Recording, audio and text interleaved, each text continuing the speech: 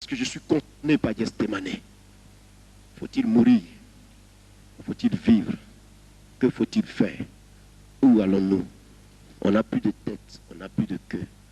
Même la nation est secouée. Ceux qui sont nos responsables dorment à peine. On ne sait plus ce qu'il faut faire. Chacun réfléchit par la droite, par la gauche. Les idées flânent, ils planent, les idées tournent, la tête tourne. On se dit qu'est-ce qu'il faut? Quel danger va arriver encore demain? Quel vaille va nous trouver encore demain? Quel est le prochain coup que Satan nous prépare? La Côte d'Ivoire va-t-elle survivre? Le pays va-t-il vivre? Qu'est-ce que nous allons faire? Seigneur, qu'est-ce que tu nous réserves? Où es-tu?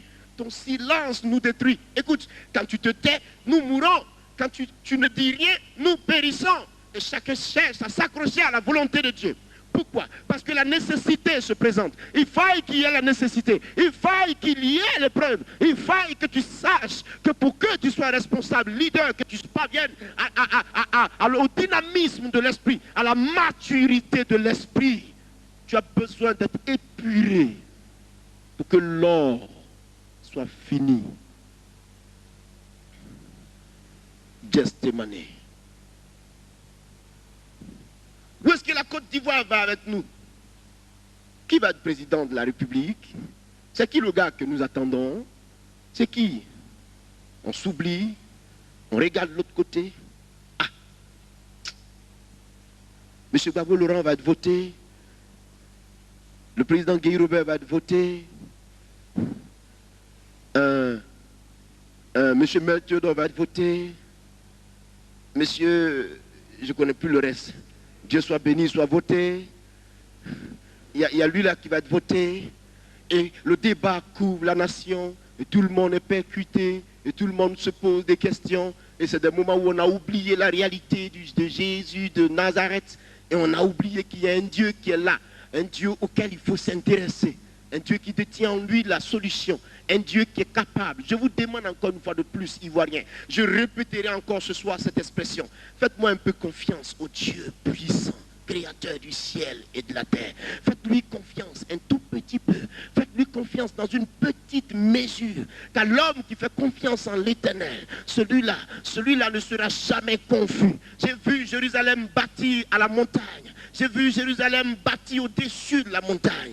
Afin que tu ailles détruire cette ville. C'est-à-dire, pour que tu passes, tu regènes par la montagne de Sion pour aller casser Jérusalem là-haut. Israël se serait débrouillé pour te récupérer quelque part. Parce que la position de Jérusalem est stratégique. Parce que quelqu'un qui est là-haut, tu ne peux pas combattre contre lui. Quelqu'un qui est élevé par Dieu, tu ne peux jamais combattre contre lui. Quelqu'un qui est approuvé par Dieu, jamais tu ne peux réussir un combat contre lui. Quelqu'un qui est accepté par Dieu, jamais tu ne réussiras un combat contre lui. Un pays qui est désiré par Dieu, jamais Satan ne réussira quoi que ce soit contre lui. Une nation qui est réussie par Dieu, jamais Satan ne réussira quoi que ce soit contre elle. Voici pourquoi j'ai un souci dans mon esprit. Accepte Jésus, Côte d'Ivoire, et nul ne pourra aller contre toi. Accepte-le, tu as un tout petit pas à faire. Accepte-le et personne ne réussira quoi que ce soit contre toi. Jérusalem est bâtie sur la montagne de Sion. Soyez armés, courez comme vous voulez, mais vous serez un peu fatigués. Et en plus, quand vous prenez la montagne, vous avez encore la muraille de Néhémie à franchir, une forteresse. Et Jérusalem est entourée de protection, avec les geôliers à la tête. Vous pensez que Dieu n'est pas puissant? Vous pensez que Dieu n'est pas formidable? Vous pensez que le Dieu de Jésus de Nazareth, le Dieu que Jésus-Christ a prié sur la terre, le Dieu que je prêche, mon Jésus n'est pas capable? Vous croyez qu'il n'est pas du tout capable? Vacillez à vos activités, faites comme vous voulez, mais Dieu il ne demeure pas moins Dieu, et Dieu ne se soucie de rien, et Dieu n'a pas de problème. C'est nous qui avons besoin de lui. Dans le jardin de Gethsémane, il réussit le combat.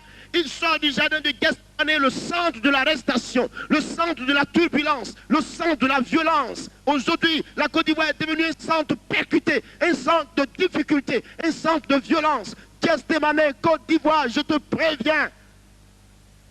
Qu'est-ce qui s'est passé ce jour-là? Il y a eu quoi? Ils sont venus l'arrêter. Le pauvre prosterné en train de prier. Il dit, l'heure est arrivée, levez-vous, vous dormez. L'homme qui m'arrête est devant la porte. Le temps du soutien, le temps du cri, le temps où l'âme désire un soutien. Tout le monde lâche ce pays. Tout le monde ne veut plus de la Côte d'Ivoire parce qu'aujourd'hui, on dit quelque chose. Elle est devenue quelque chose. Hier, tu étais un centre d'intérêt pays. Aujourd'hui, tu as perdu ton centre d'intérêt. Hier, tu étais un centre de développement économique et social. Et tout le monde courait vers toi pour comprendre, savoir et avoir son intérêt. Tout le monde venait en ton sein pour savoir et prendre son argent, développer sa culture, implanter son entreprise. Et aujourd'hui, parce que tu es en difficulté, tu es abandonné. Et si toi-même tu pouvais comprendre que lorsque tout le monde t'abandonne, l'Éternel se montre encore fort pour toi et à ton profit. Si tu pouvais le comprendre, tu n'auras jamais su que Dieu est pour toi. Et vous ne pouvez pas comprendre ça. Avez-vous déjà vu Dieu abandonner l'orphelin? Tu es abandonné. Côte d'Ivoire, tu es abandonné, ma fille. Tu es abandonné, ma fille. Abandonné de tous. Les parents alliés les plus puissants qui criaient pour toi hier, aujourd'hui t'ont lâché. Même la communauté internationale refuse de financer tes élections. Laissez-moi tousser. Kakou, continue ta vie. Personne n'a connu Jésus. Personne n'a jamais su quelle est la couleur du Seigneur. Il n'a pas de couleur. Il est pour tout le monde. Il est favorable à tout le monde. Il n'attend qu'un seul cœur qui puisse gémir à son profit. Et Dieu se lève pour se manifester. Êtes-vous sûr qu'on abandonne quelqu'un et Dieu se lève pour l'abandonner? Vous me permettez de rire un peu? Personne n'a connu Jésus. Vous ne l'avez pas encore connu. Vous avez vos pensées. Mais Dieu demeure Dieu. Et la pensée d'un homme ne pourra jamais, jamais transformer la puissance de Dieu. Jamais. Il ne conçut personne pour réaliser sa puissance. Il crée toutes choses par sa droite. Il a compté sur sa propre parole pour démontrer la puissance de son règne. Pour sortir de la tombe, il n'a eu besoin du secours de qui que ce soit. L'armée même qui a été mise devant, dans ce jardin, devant le tombeau. Cette armée qui était placée là, sur Golgotha, devant le tombeau, pour veiller à ce qu'on ne vienne pas le sortir de là. Où était cette armée?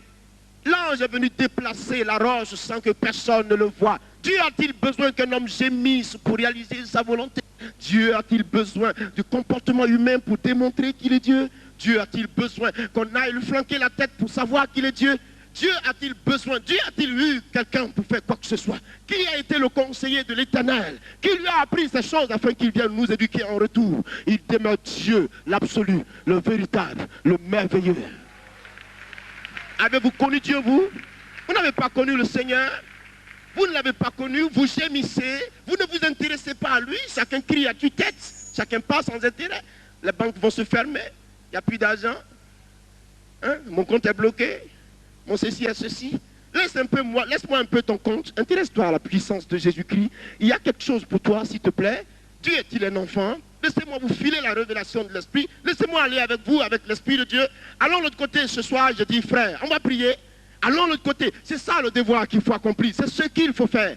Gethsémani est le centre du combat. C'est maintenant que vous devez prendre conscience de la valeur du combat, du niveau du combat spirituel pour vous. Car la situation de la Côte d'Ivoire n'est pas humaine, elle est spirituelle. Elle est spirituelle. Votre pays a un problème spirituel. Il est confronté à une situation spirituelle. Il n'y a que spirituellement que cela doit se juger. Il n'y a que spirituellement que la solution peut venir. Car pour que le physique soit maîtrisé, il faut avoir réussi à maîtriser le spirituel. Or, si tu ne détiens pas le spirituel, ça veut dire que jamais tu ne réussiras quoi que ce soit. C'est pour cela que cette nation doit te se montrer spirituelle. Gethsémani, le centre où l'homme renonce à lui-même. Gethsémani, tu tournoies sur toi, tu n'as plus de chemin. Gethsémani, tu es là confronté aux difficultés. Regarde, une seule pensée véritable. Jésus-Christ dit ceci, que cela me soit fait selon ta volonté. Tout le monde prie, tout le monde dit ceci. Je préfère dire à Dieu, celui que tu veux, mets-lui à la tête de cette nation. Il sera bon pour nous si c'est ton plan. Si c'est ton plan. Arrêtez de vous battre. Nous sommes en face d'une situation qui nécessite le moyen spirituel aujourd'hui. Laissez-moi vous dire, je ne parle contre personne. Je suis prédicateur de l'évangile. Je vous enseigne la vérité, le salut vivant de Dieu. C'est celui-là que je vous enseigne. La réalité, c'est Jésus de Nazareth. Aucune solution ne vous viendra en Côte d'Ivoire. Tu n'as pas de solution. Il n'y a que Christ qui peut te sortir de là. Tu as là, tu as été lâché. Tes alliés t'ont abandonné. Tout le monde t'a abandonné. Où es-tu? Lève la tête. Ta famille t'a lâché parce que tu as accepté Jésus. Regarde à la montagne de Golgotha. Personne n'est plus ton secours. Écoute-moi. Ta vie chrétienne, tu la mènes seule dans ton petit coin. Mais lève la tête et regarde, regarde, regarde à la montagne. Il est crucifié pour toi. Je te le dirai toujours et je te le dirai toujours tant que mes forces seront là. Tu comprends? Tu m'entends, toi, la Côte d'Ivoire, tu m'entends aujourd'hui? Ton Dieu est gémit pour toi. Tu n'as pas le temps pour lui. Tu ne t'intéresses pas à lui. Tu es jeune, tu es vieux, tu as l'argent, tu as tout. Mais sache que le temps passe. Et il passe chaque jour. Un vent arrive. La lune apparaît. Elle part. La nuit arrive. Elle passe. Un soleil se lève. Il arrive au zénith. Et il vient passer aussi en son tour. Et le jour donne naissance à une autre nuit. Et quand cette nuit va venir, qu'elle passera, une autre nuit viendra encore après un soleil nouveau. Et le